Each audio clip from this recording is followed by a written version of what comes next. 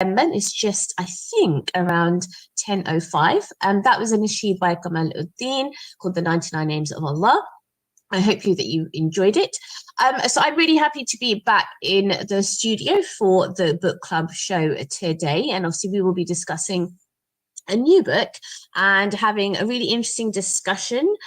If you do have any thoughts, obviously feel free to call in or WhatsApp in to the studio. And today's book we are discussing is called Amusing Ourselves to Death. This has been written by Neil Postman. So as usual, I will read the blurb from the back of the book to give you a bit of an idea on what this book is about. And then we can kind of have a little bit of a chat and share some of my thoughts on the book. It won't necessarily be a review, but I think what it is about this book is, in terms of its themes, is quite relevant to a lot of discussions that are taking place at the moment, both in the media, but just generally. It's really an interesting book. I actually read Amusing Ourselves to Death by Neil Postman quite a few years ago as part of our book club. And it's a non-fiction book. So obviously everyone has different tastes. In terms of our book club itself, so this is the book club that I run in Luton for women. We read a range of books, which tends to be a mix of fiction and non-fiction, but this is a non-fiction book, so I'm going to read the blurb for you. So it starts off with a little quote, which is: when a population becomes distracted by trivia, when a cultural life is redefined as a perpetual round of entertainment, when serious public conversation becomes a form of baby talk, when, in short, a people become an audience and the public business vaudeville act, then a nation finds itself at risk. Culture death is a clear possibility. So that's at the back of the book. It's a quote from the book itself. And Amusing Ourselves to Death has established itself as a key text in cultural and media studies. Television, Postman argues, has taken the place of the printed word at the center of our culture, and in so doing has trivialized,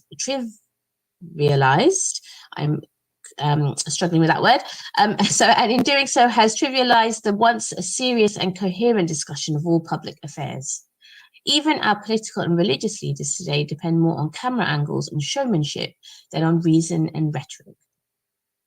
Postman makes a convincing, often wittily argued case that we are moving not towards George Orwell's vision of the future, but towards Aldous Huxley's Brave New World, in which people become addicted to technologies which take away their capacity to think. Their critical faculties are destroyed and their sense of history is lost. So that's a pretty damning blurb, all straight kind of off the bat, I think, when it comes to this book. And it's very, very clear in terms of what the aim of this book is. I think the author, Neil Postman. So, I mean, just to give you a bit of a background on who Neil Postman is or was. He was formerly Professor of Communication Arts and Sciences at New York University. Argues eloquently and convincingly that television is transforming our culture into one vast arena for show business in which all public affairs, politics, religion, news, education, journalism, commerce have been turned into a form of entertainment. Hence the title of the book, which is Amusing Ourselves to Death. So I think, just to give you a bit of background, I guess, if you're not maybe sure, I mean, I personally have not, I haven't studied kind of cultural and media in terms of my own education. However, obviously, working on the book club show and having obviously that link with Inspire FM, and I think, I know many of the people who do work in or who have kind of worked in media, but this isn't meant to be any kind of reflection on that. This book, Amusing Ourselves to Death, I think is more about a discourse that we tend to be having, especially in this age of advanced technologies, right? And we know in terms of technology, things move on really, really quickly. Just take, for example, I don't know how many of you might have these kind of technologies at home where you can just ask a particular gosh, I don't even know what to call it. You have this gadget, that gadget might be the right word. And you can, nowadays turn your lights on and off at home. You can control your heating from these devices. You can, or maybe have a particular watch where you can kind of monitor your heartbeat and stress levels. I mean, we literally, as a human species, have really, really advanced when it comes to technology. But having said that, we also know that technology advancements are so like literally you get used to one particular technology and a new one's out. Or you can take, for example, mobile phones as an example. You might buy the latest kind of really slick, awesome mobile phone, and literally a couple of months down, and you might spend quite a bit on that. But then a couple of months down the line, you've got a new model is out. So it's almost hard to kind of keep up with the newest technologies and newest trends. But this book, Amusing Ourselves to Death, is very specific in terms of it is exploring the transition of the past where we were, I guess, a species that relied a lot on kind of topography, right? We got our news, or we got our information from the written word, or we learned stories, whether they're fiction or non-fiction, stories from like real stories, I guess, let's say from our own families that have happened in the past, or maybe it could just be, in terms of oral histories, or maybe it can be actual fictional stories, some sort of myths or legends. There's so much that potentially we learn. But a lot of it was either kind of done orally, by kind of word of mouth, or it was by reading. So this book, Amusing Ourselves to Death, kind of looks at that transition from going from the age of topography to actually the age of what Neil Postman calls the age of television. So that's literally, for example, if you, in this book, I think it's just in the first chapter, which the title is "The Medium is the Metaphor." He literally says, to say it plainly as I can, this book is an inquiry into and a lamentation about the most significant American cultural fact of the second half of the 20th century, the decline of the age of topography and the ascendancy of the age of television. This changeover has dramatically and irreversibly shifted the content and meaning of public discourse, since two media so vastly different cannot accommodate the same ideas. As the influence of print wanes, the content of politics, religion, education, and anything else that comprises public business must change and be recast in terms that are most suitable to television. So just a quick note there that this book is focused on kind of the American context. So it's not necessarily the British context, but it still does apply. Now, a lot of this book, Amusing Ourselves to Death by Neil Postman, is based on, I don't know if theories are necessarily the right word, but they're based on two particular theories, which people seem to think maybe they're opposing, but they're both featured in two books. I mean, I should be quite clear about that. And that was mentioned in the blurb. So there's George Orwell, and obviously you may know that he's wrote a book called 1984, and then there's Aldous Huxley, and his book was called Brave New World.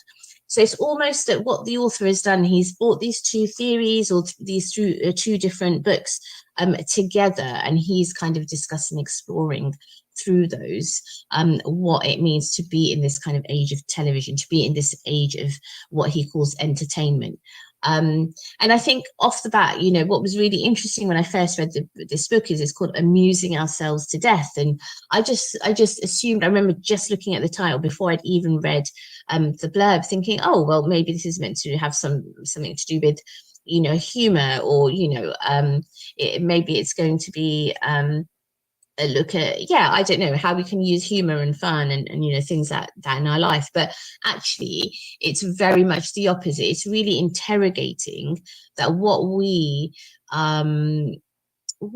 consider as fun and entertainment, actually we need to go a little bit deeper and see what impact is that having on our lives, what impact that is having on ourselves as individuals, but also as kind of a wider society.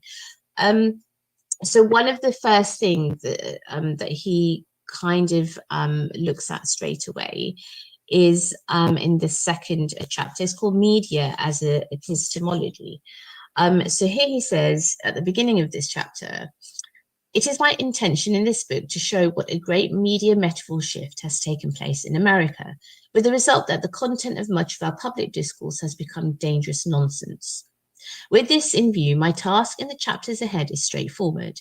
I must first demonstrate how, under the governance of the printing press, discourse in America was different from what it is now. Generally coherent, serious, and rational. And then how, under the governance of television, it has become shriveled and absurd. But to avoid the possibility that my analysis will be interpreted as standard brand academic whimpering, a kind of elitist complaint against junk on television, I must first explain that my focus is on epistemology, not on aesthetics or literary criticism. Instead, I appreciate junk as much as the next fellow, and I know full well that the printing press has generated enough of it to fill the Grand Canyon to overflowing. Television is not old enough to have matched printing's output of junk. And so I raise no objection to television's junk. The best things on television are its junk, and no one and nothing is seriously threatened by it. Besides, we do not measure a culture by its output of undisguised trivialities, but by what it is claims as significant. Therein is our problem. For television is at its most trivial and therefore most dangerous when its aspirations are high, when it presents itself as a carrier of important cultural conversations. The irony here is that this is what intellectuals and critics are constantly urging television to do. The trouble with such people is that they do not take television seriously enough.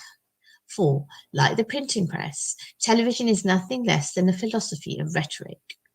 To talk seriously about television, one must therefore talk of epistemology, and other commentary is in itself trivial. So that is I've just read kind of the first couple of paragraphs or a few paragraphs of the second chapter of Amusing Ourselves to Death, which is called Media as Epistemology. And it's really interesting because, again, before I'd read this book, I had never actually given much thought to how, I guess, I as an individual receiving information. Like I've never thought very deeply about, okay, when I'm reading, I mean, maybe not so much now, maybe when I was younger, like if I was reading the newspaper or if I'm watching the news, for example, on TV, I've never really given it much thought about the two different mediums through which I'm receiving this information. I think for me, it was like, oh, okay, I feel like reading the newspaper today, or I feel like reading a particular magazine, or I feel like reading a particular book. A lot of it was kind of, oh yeah, it's kind of a very personal choice, and this is how I want to this is how I feel today, this is my mood today, so this is what I'm going to do. Or maybe my mood is slightly different, and I'm just going to watch the news or a particular program or a documentary, on TV. But definitely before reading this book, I'd never given much thought to what I guess what that impact is happening, or what is the shift there in terms of how my brain is receiving that information, and how myself as an individual, as a spiritual being, I guess, how and what impact that is having. So, in this particular chapter, he's talking about, a lot of stuff on TV is junk, and just as much as, he's calling it junk as in, this kind of content, which is not really meant to have any sort of kind of impact or influence necessarily. It's just meant to be there, literally, as kind of a form of entertainment. But what he is suggesting is that's not a problem. He's saying that, look, I'm not criticizing that there is content like that exists. But what he is interrogating is, as soon as television in particular is his argument, that it aspires to do something more than that. So as soon as it starts using information or starts using this junk or this entertainment to then, you know, kind of almost present itself as something which is very kind of serious and very intellectual, I think what he's arguing there is that that can become an issue. And that is kind of what a lot of this book, you know, talks about. And just in case you don't know, so obviously this title is this chapter title is called Media as Epistemology. He explains that epistemology is a complex and usually opaque subject concerned with the origins and nature of knowledge. So this chapter goes into the kind of a bit more detail about how kind of media has come about. I guess in some way, you know, what media is. So, you know, you do actually gain quite a lot of kind of interesting, I think, knowledge when it comes to this. Again, a lot of it is about the oral context. So then he goes on in this chapter, he's talking literally about politics in terms of governments and stuff in America. And then there's a bit here that says the candidate wisely said no more on the matter except to indicate that he would make whatever changes the commission suggested, and that he profoundly wished that should he pass the oral, a written document would attest to the fact. He did pass, and in time the proper words were written. So basically this is literally about how you can use the written word to impact and influence people. And again, how this happens through the media itself. And I think the reason this is kind of relevant, this book, even in this day and age, is the fact that, you know, media, in terms of how we consume media, is very, very different. So we've gone from obviously maybe having newspapers. I mean, I remember getting the newspaper, you know, posted through kind of the door, don't really receive that anymore. So newspapers aren't necessarily something I now read. I mean, gosh, it's probably been years since or maybe I've picked up a free one, you know, on the tube in London. Which actually, you know, I did used to enjoy when I used to commute on the tube going to university.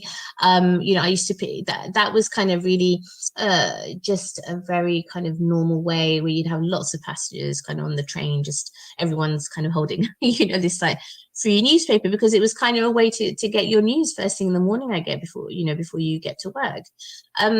But that is, you know, that for me anyway doesn't, you know, happen anymore. It tends to be either the TV or actually social media. And actually social media in itself as a technology has really transformed, I think, the way we do receive news and information. And some of it, just like Neil Postman says in his book, I guess you could consider it, you know, it's just amusement and entertainment. And all these, I mean, I personally am not on TikTok, but, you know, all of these, you know, or whether it's Instagram, you know, there's so many different social media platforms, of course. And you can get both. You can receive, I guess, what you can call very serious news. And you can also have news which is about random cats, even, you know, if you want some sort of entertainment. So it's very, very varied. But especially in the political landscape, I think what is happening and where there definitely has been a shift is where there are sometimes discussions. You know, lots of people criticize the fact that actually is, you know, this particular newspaper or particular channel or particular, you know, form of news, is it biased, or is it being very fair in its reporting? Is it, you know, so there's a lot of this discussion. But I think sometimes what happens then, if we are also, just as technology is advancing, we also are in a kind of age of disinformation. And I think this kind of disinformation, it's very difficult then to cut through, because we have to be so careful that we're verifying what information is being shared before we share it ourselves. And actually, even in the Muslim context, I think what we tend to forget is it's very easy in social media to press the like button or just, you know, reshare something without thinking, actually, should I verify this? Like, where did the source come from? Where do I go back to? And actually, as Muslims, this is very much inherent as part of our kind of faith practice, that we don't want to be the sharers of disinformation. We want to be the bearers of truth. And it becomes so important that we want to be truth tellers, and we want to make sure that any information we are sharing is truthful, and is honest and is authentic. And in this age of kind of technology and the way media is, I guess, transforming, especially because of social media, it's really important that we're able to cut through that disinformation. So I think that's why this book that we're discussing on the book club show today, Amusing Ourselves to Death by Neil Postman, is a really interesting book. I would definitely recommend you are able to, have a read of it and just get some kind of that historical and really theoretical approach to how we discuss media. In the second half of the show, we'll be talking a little bit more about George Orwell and Aldous Huxley in terms of their two different approaches. So in the meantime, grab yourselves maybe some tea and biscuits and join me back in a few moments. Assalamu alaikum.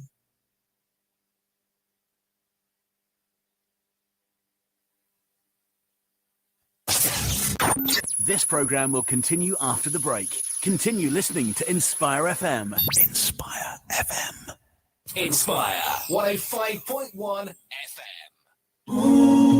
Hello, my name's Hamza. I'm from Discover Islam, Centre Manager, here today at Leagrave Hall Masjid to promote the open day so people can come in and learn about Islam. Please continue listening to Inspire FM 105.1. Why do Tops Pizza deliver the top pizzas in Luton and Dunstable? For a start, all the toppings are 100% halal and Tops use fresh dough every day. Then there's the cheese, the highest quality available. And when it comes to food preparation, cleanliness is taken as part of our faith. So that just leaves the taste, choice, and great offers, including buy one, get one free on all medium, large, and extra large pizzas. Tops Pizzas, Wellington Street, LU1 5AA. Order online, topspizza.com or via Just Eat. Download our app or call 01582 72 5000. Leagrave Heating Supplies. With over 20 years of experience, we're the largest independent plumbers merchant in the area, specialising in all types of plumbing and heating, as well as combination boilers and megaflow cylinders. Whether you need a new bathroom or a complete new heating system, LHS is the place. Come along to our brand new bathroom showroom at Unit 1, 3 Chorlend Lane, Luton, to see the latest range of quality bathrooms. Or log on to leagrave.net. We're an Interpart approved stockist for all genuine spares. Our new store in Bedford is now also fully opened. Leagrave Heating Supplies. Call Luton 84 86 88. Picture, if you will, a small local business navigating the way through these tough economic times. They wait for the phone to ring, but it never happens. They thought they could save money by not advertising, and now they've been forgotten. They're trapped in the has-been zone. Don't let your business get lost in the has-been zone. Remind your customers that you're still around to deliver your products and services with a low-cost, effective and ear-catching radio campaign here on Inspire FM. For details, visit inspirefm.org, then contact us. How many times have you needed urgent medical supplies but don't know where to go? At Harris Pharmacy, we take pride in delivering a high-level healthcare to our community. This is why we have services such as private one-to-one consultation, free prescription ordering from GP and delivery to your home, mobility aids such as providing wheelchairs and many other items for everyday use. Call us today on free phone 0800 458 2850 to discuss your medical needs. We are open from 9 a.m. till 7 p.m. Monday to Friday and 9 a.m. till 4 p.m. on Saturdays. Harris Pharmacy, 165 A/B, Dunstable Road, Luton. अस्सलाम वालेकुम, मेरा नाम किरण है। कोट Kashmir orphans relief trust मेरा एक खूबसूरत घर है जहां मेरे साथ सैकड़ों यतीम और बेसहारा बच्चों की तालीम, तरबियत और पुरसुकून माहौल में परवरिश हो रही है और ये सब कुछ आपके तावन से मुमकिन है। अल्लाह से दुआ है कि अल्लाह करीम आपको सदा सलामत रखे और उम्मीद है कि आप इसी तरह अपना प्यार, मोहब्बत और तावन जारी रखेंगे। Court UK office 0300123774 court.org.uk। The Arise to Success show is based on a prophetic model where the Prophet Muhammad ﷺ nurtured the personalities of the Sahabas or the companions and nurtured their talents that Allah has created them with in order for them to succeed and for them to be our role models as well. Similarly, in the Arise to Success show, I aim to highlight inspiring individuals and their journeys to success to be our role models too, as well as to inspire the Muslim community. Every Monday from 6 p.m. From the studios of Inspire FM, the time is now 10:30.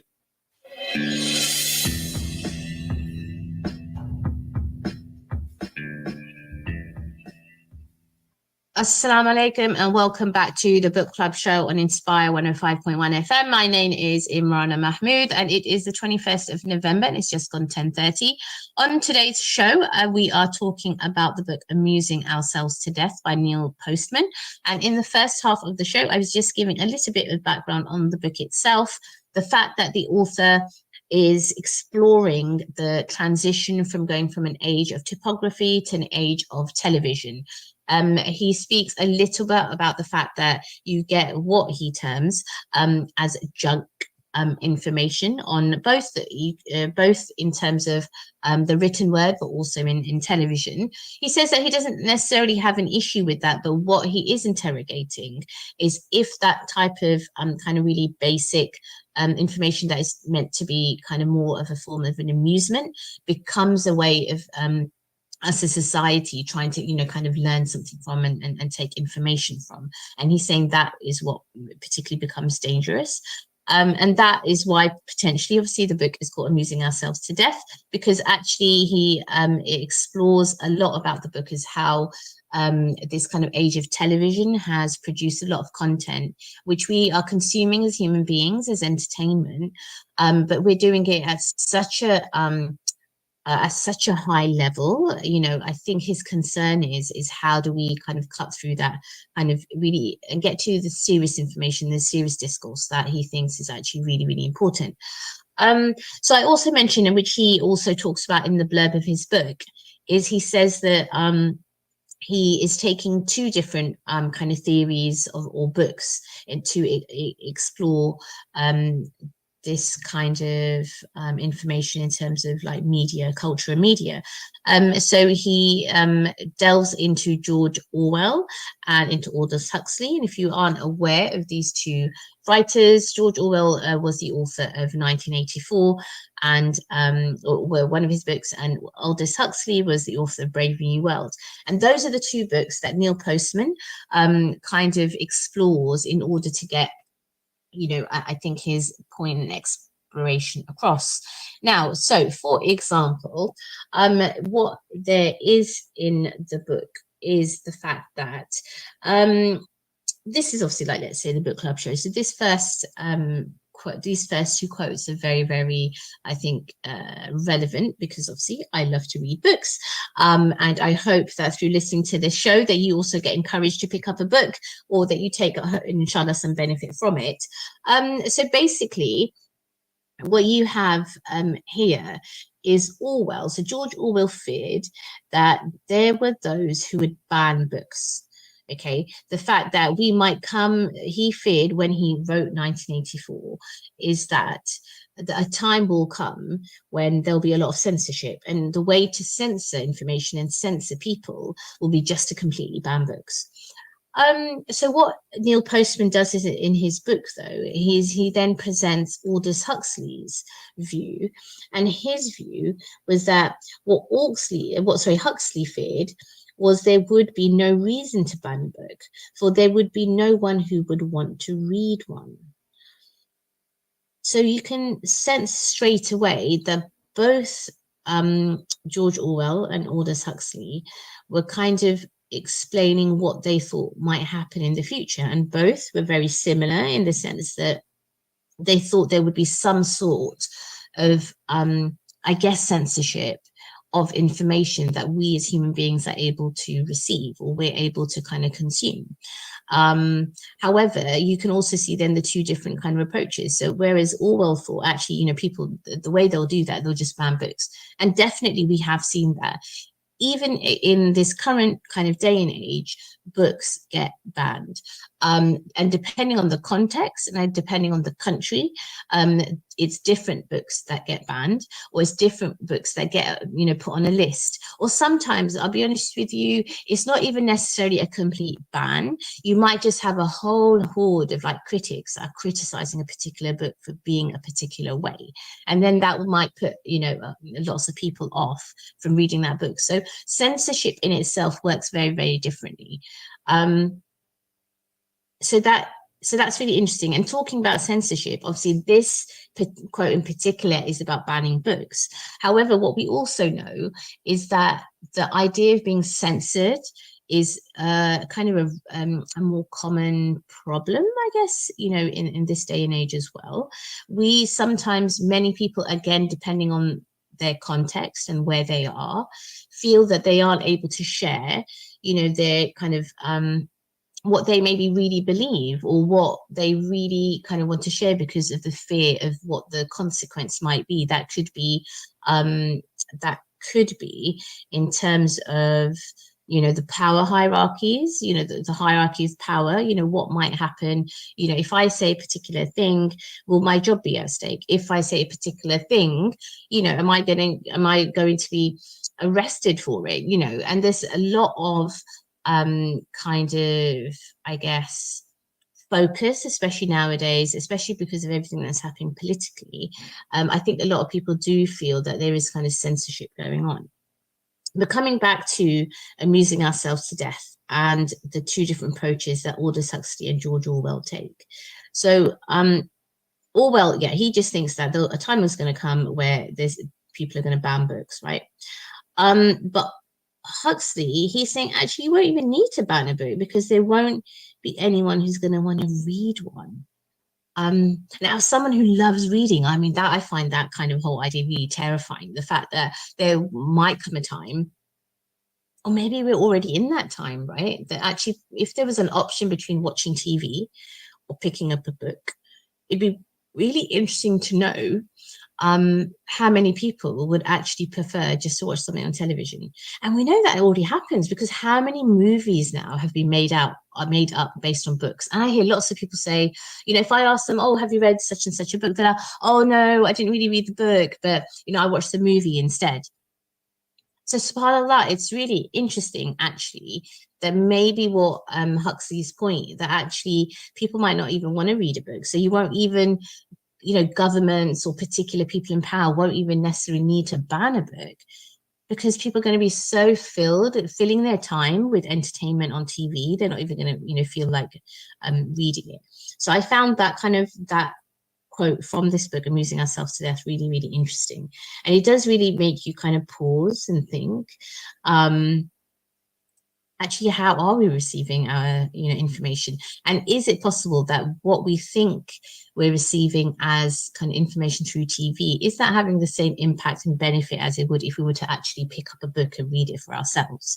Because remember, TV, unless it's completely kind of verbatim of a book, which obviously they would never do, they're probably not even allowed to, it will always be an interpretation of the director, or be a particular interpretation of the producer, or be a particular interpretation of how an actor is acting or reading a particular quote or whatever it is. So all of these become interpretations, and books, I guess, in some ways might be a little bit different, whether they're fiction or non-fiction. They obviously, it's still the perspective of the author, but what it's allowing you to do, in my opinion anyway, is kind of form your own thoughts and form your own feelings and emotions on what you're reading. Whereas I think TV has an ability to kind of manipulate that a little bit. And especially, again, we talk a lot about propaganda, and, films can definitely have an agenda of being a particular, used as forms of propaganda. TV's become a very powerful tool, actually, in terms of propaganda. When I talk about TV, I guess I'm talking generally about, the visual representation of something. So again, it's really important, even advertising is a form of, it's giving you information, for example, on a particular product, right? But it is still a form of, it's trying to manipulate you into, yeah, you really need this, brand new, highly advanced, fantastic, individual, trendy gadget, right? And you're like, yeah, actually, I really need that. So, it might not work. If you were to pick up a leaflet about a particular gadget, you might think, nah, I don't want this. And you're just going to chuck the leaflet into the recycle bin, right? However, yeah, when it comes to TV, you might actually think, yeah, you know what, I might just buy that. And now we have something called online shopping. So it's literally one-click shopping. As soon as you see an advert, you might think, oh, actually, if you're a little bit easily persuaded? I have to say I'm not. But if you are, well, I like to think that anyway. But if you are, yeah, you might just click on a button and straight away you've ordered something and it's going to come through, you know, delivered at your door. Anyway, so coming back to the book today, which is Amusing Ourselves to Death by Neil Postman. Another quote he says, which again he's looking at George Orwell and Aldous Huxley, is let me just find it. So he says here, this is by Orwell. So Orwell feared we would become a captive culture. But Huxley feared we would become a trivial culture, preoccupied with some equivalent of the feelies, the orgy-porgy, and the centrifugal bumble puppy. He's just using these kind of funny words just to basically get his point across, as that Huxley was like, actually, we're going to become so trivial that we're going to be so distracted by so many different amounts of information that we're receiving. Actually, we won't be like what Orwell felt, as we suddenly become captive on one particular thing, that we become so focused or hyper focused on one thing that we're seeing or watching or listening to. Actually, there'll be so much you know, going on. So like, you know, for example, you know, I've mentioned some of them already, you know, whether it could be spending, you know, hours and hours on like social media and just scrolling and scrolling. Or it could be, you know, all these adverts on, you know, you've got to be really fit, or you've got to make sure you're, you know, eating this and eating, you know, there's so much actually information that we end up consuming. And the same obviously when it comes to TV or maybe gaming, right? Maybe some of our young people are into gaming a lot. And that takes up so much time as well. Or maybe the fact that, you know, again, like we need to go shopping and there's all this, we're being bombarded with all these adverts, and, you know, what we should and shouldn't buy. So that's kind of the argument, the fact that Huxley feared that actually things are going to become so trivial, we're not really going to care much for kind of the serious stuff, or we're not really going to care much about maybe what's going on in the world. And actually, you know, yeah, I guess, you know, what impact, or what, you know, does that have a detrimental, you know, impact on us as a society, I think is, you know, really interesting. Another example is that Orwell feared the truth would be concealed from us, but Huxley feared the truth would be drowned in a sea of irrelevance.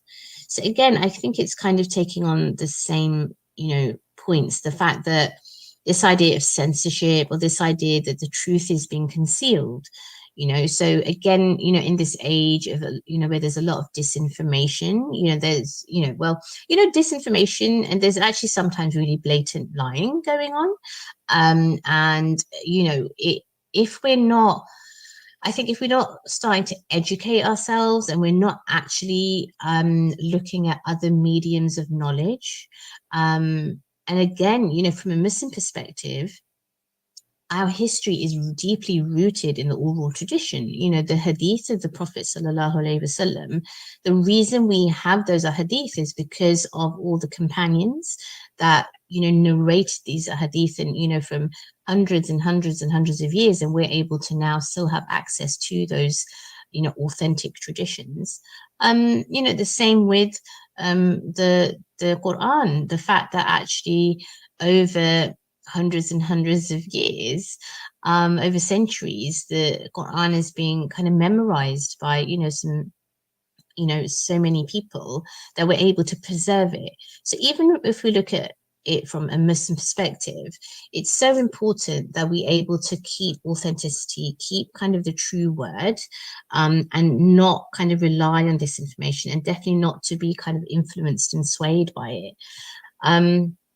And you know, so again, yeah, I think it's a really valid kind of comparison that Neil Postman makes between Orwell and Huxley, that yes, obviously truth is being concealed from us, but sometimes, you know, how is it being done? Is it literally like someone's withholding information and we're not able to access it? Or is it that actually all the information is there, but we're being told not to actually pay attention to the truth because we're being bombarded with all these different other kind of information, which maybe isn't as important at any given time. So I think, again, it's a really interesting, I guess, duality to kind of consider in terms of how we are, receiving our information. And even kind of the book itself, he talks a lot about kind of the influence of the printed word, and the fact that obviously there was a time where that's almost kind of all that existed. So before, we can even imagine before the television was even invented, how was society functioning? How were they receiving a lot of the information? So when you're going through this book, it is kind of that kind of historical shift that he talks about. So he, again, the book is, as I mentioned, in a American context, but he talks about that kind of typographic America. So this is when America was kind of relying on, kind of the written word. And then he goes on to discuss the typographic mind. So the first part of the chapter 4, he says that the first of the 7 famous debates between Abraham Lincoln and Stephen A. Douglas took place on August 21st, 1858 in Ottawa, Illinois. The arrangement provided that Douglas would speak first for 1 hour. Lincoln would take an hour and a half to reply. Douglas, a half hour to rebut Lincoln's reply. This debate was considerably shorter than those to which the two men were accustomed. In fact, they had tangled several times before, and all of the encounters had been much lengthier and more exhausting. So basically, Neil Postman starts this chapter off talking about a particular kind of, actually, it wasn't even at that time, I think, a political debate, because he says that both Abraham Lincoln and Stephen A. Douglas weren't even presidential candidates at the time of the first debate that they had. But yes, when they did start debating in a more kind of political sphere, so they basically had this format that one would speak for an hour, and then there'd be half-hour rebuttal. Then the second person speak for an hour, and then there'll be a rebuttal. So kind of this debate kind of happened that way. And when I read this, it really just made me think of sometimes when now on TV in the run-up to general elections, etc. We have those kind of really, I think they're probably well-watched debates that happen between different politicians. And I think this book definitely gave me a different perspective on that, because actually so much of these debates now on TV have become very performative, in my opinion. You do have particular people who, and this isn't just politicians, I mean, you have lots of different programs on TV which are kind of have this debate format. And, you might have the host, and you have maybe 1 or 2 people that are coming on and they're having a debate.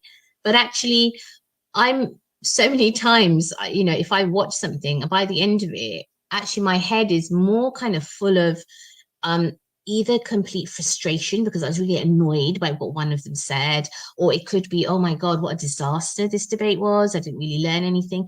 And actually that sometimes is what becomes, because it's so performative. It's more about, and what Neil Postman argues is that it all becomes about who is the better orator or who is the better speaker, who, won that argument. And it all becomes about the debate itself rather than the content of the debate, which is actually what we should be most kind of interested in. So he obviously suggests that this is happening even in a political sphere. So obviously he's using the Lincoln Douglas debates to kind of give an example of that. He then goes on to talk about, he says this language is pure print. So he's talking about something specifically that got mentioned, but this language is pure print, that the occasion required it to be spoken aloud cannot obscure that fact, and that the audience was able to process it through the ear is remarkable only to people whose culture no longer resonates powerfully with the printed word. So what they're saying is that that these kind of debates, even though the debates or the content of the debate, it would have worked quite well had it been kind of written, the fact that now it was being performed in this kind of more public debate, the information was being received, quite differently. So he goes on then to say, words have very little to recommend them except as carriers of meaning. The shapes of written words are not especially interesting to look at. Even the sounds of sentences of spoken words are rarely engaging, except when composed by those with extraordinary poetic gifts.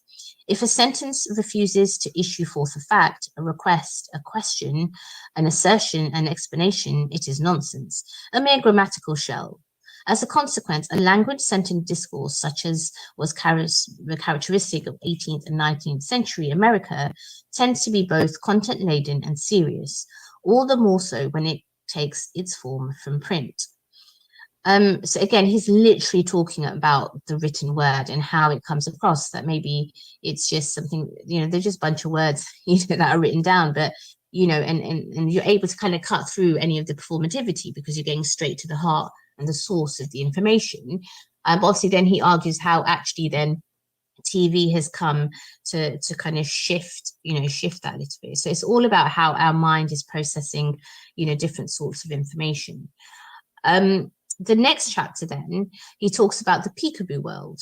So toward the middle years of the 19th century, two ideas came together whose convergence provided 20th century America with a new metaphor of public discourse. The partnership overwhelmed the age of exposition and laid the foundation for the age of show business. One of the ideas was quite new, the old. We should, as the cave paintings of Altamira. We should come to the old idea presently. The new idea was that transportation and communication could be disengaged from each other. The space was not an inevitable constraint on the movement of information. So this chapter, he goes on to start talking about kind of the age of show business and how nearly everything that we're watching on TV is all about entertainment, it's all about show business. So even, one of the most interesting things he says is you might be watching the news and you might be looking or watching something extremely, extremely serious. And that could be, from something really horrific happening. It could be something really sad that's happened. And as soon as the reporter gets to the end of the segment, the next sentence that they say is, and now we have, and they'll move on to the weather, or, and now we have, and then they'll just move on to a really kind of fun and lighthearted story. And his argument is that shift is just, I guess when I read, or I started thinking about that, I got, goodness, that's really, really jarring, because it just shows you that how fickle TV is, and even actually sometimes the news that we're consuming, because actually it's just there. Like, he even speaks about, Neil Postman, the fact that when you just, the news starts, there's a particular, what you call like a musical score, whatever you want to call it. And a score is not the right word, that's for films. But as in you have this whole kind of really well-known music that goes with a particular news channel. And all of this is all there for us to, entice us to be a form of entertainment. And actually what is actually happening. So it's really important that we're able to really look at this idea of what, this age of show business. It's not just about, what we might consider normal show business as being, oh yeah, this is just fun entertainment, or yeah, we're going to the circus, or we're going to, whatever. Actually, anything that we're consuming, if it's presented in a performative way, we really need to interrogate what actual benefit of information are we receiving, but at the same time, the fact that actually we don't want to expose ourselves to too much information either, in terms of, unnecessary information anyway, because we'll be bombarded with so much, we won't actually be able to cut through what is kind of really, really important in terms of, the news that matters. So that is kind of a bit of an overview on today's show on the book club show, which was Amusing Ourselves to Death by Aldous Huxley. I definitely recommend that you are able to read the book, because it's such an important, I think it's just an important kind of source of information that you're able to really take a lot of information from and a lot of knowledge from. And I think what this book does is it just gives you the ability to form your own thoughts and really interrogate things that we are currently watching in TV, especially, like I said, in an age of disinformation. It is a duty on us as Muslims to make sure that we are the bearers of truth, that we ultimately have an intention to be a light for our communities, and we're able to have that source of hope, and we're able to always be truth tellers, and in that way have a good and positive effect on not only just our own communities but on wider society as well, which I think is very, very important. So I'm hoping to be on back again in a couple of weeks with a new book and hopefully a new guest. If you have any book recommendations for me, please do get in touch. I always love to hear kind of what other people are interested in and some of the things that they're reading. So please do feel free to just let me know what the kind of information that you're reading, and if there's any particular books that you would like me to feature on the show, I absolutely welcome that. And I think that is kind of the final really note. So we did read Amusing Ourselves to Death. I'm currently reading for the actual book club that I run is All My Rage by Tahir. So hopefully I might try to feature that on a show as well. And I think it's really important that we do continue. I think if there is kind of a message that we want to take from the show today, what I hope is that you will be really interested in just start reading if you're not already if you don't already have time to read. To be able to do that. And, that comic guy? Yeah, he was sick. What was his name? I think it was Atiq Malik. Yeah, Atiq Malik of Liberty Law Solicitors. Atiq Malik heads up the criminal law team at Liberty Law Solicitors, specialising in everything from serious crime down to road traffic offences. To find out more or for a free telephone consultation, call 01589